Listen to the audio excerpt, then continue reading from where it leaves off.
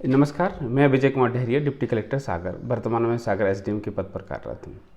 जिन लोगों के 2020 के साक्षात्कार होने हैं उन सभी को अभी से अग्रिम बधाई और शुभकामनाएं।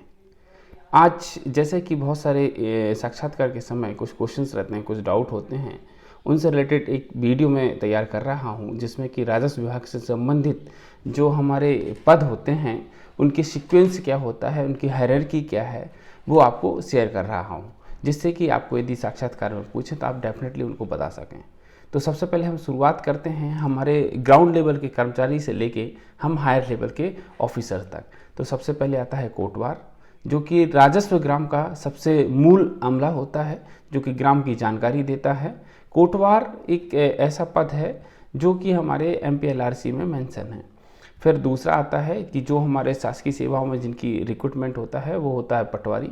पटवारी के माध्यम से सारे हमारे रेवेन्यू के वर्क होते हैं, जो कि फंडामेंटल या फिर मूल कर्मचारी माना जाए, जहां से ज़मीन की पूरा देख रेख और उनसे संबंधित राजस्व अभिलेखों का संधारण होता है वो पटवारी के माध्यम से होता है।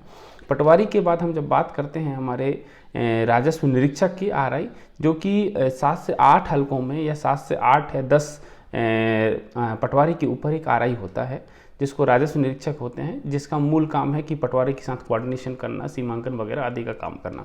फिर उसके पश्चात होता है हमारा नायब तहसीलदार, जो कि कार्यपालिक मजिस्ट्रेट के रूप में जाना जाता है, जिसकी भर्ती जब PSC के माध्यम से होती है और ये अपना वहाँ से MPLRC के माध्यम से कोर्ट संचालित करते हैं, जैसे नामांकन, सीमांकन, बंटवारा आदि के कार्य इनके द्वारा अपने कोर्ट के माध्यम से किए जाते हैं।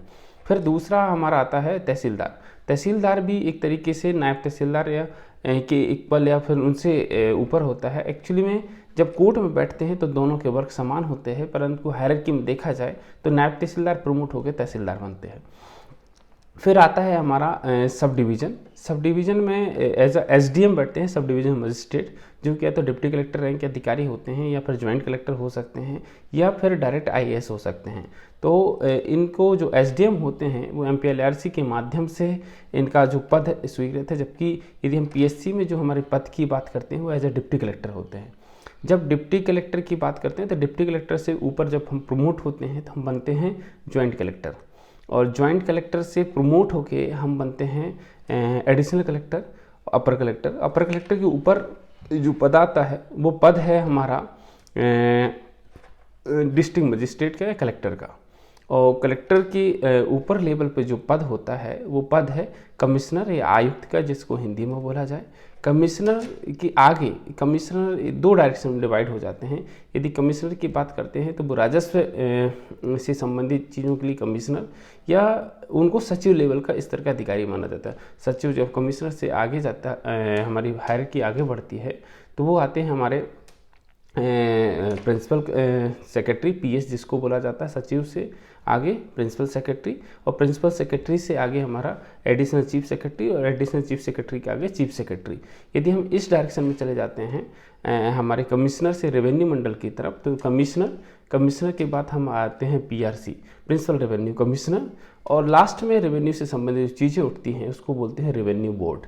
तो ये हमारी हायरार्की है, जिसमें मैं कोशिश करूंगा कि इनमें थोड़े थोड़े वर्क डिस्ट्रीब्यूशन बता दूं कि SDM डिप्टी कलेक्टर में क्या अंतर है, या SDM SDOR में क्या डिफरेंस है, कलेक्टर और डिस्ट्रिक्ट मजिस्ट्रेट में क्या अंतर है। इनसे रिलेटेड मैं एक अलग से सेपरेट वीडियो बनाऊंगा। आप सभी को पुनः शुभकामनाएं। धन्यवाद। जय हिंद, जय भारत।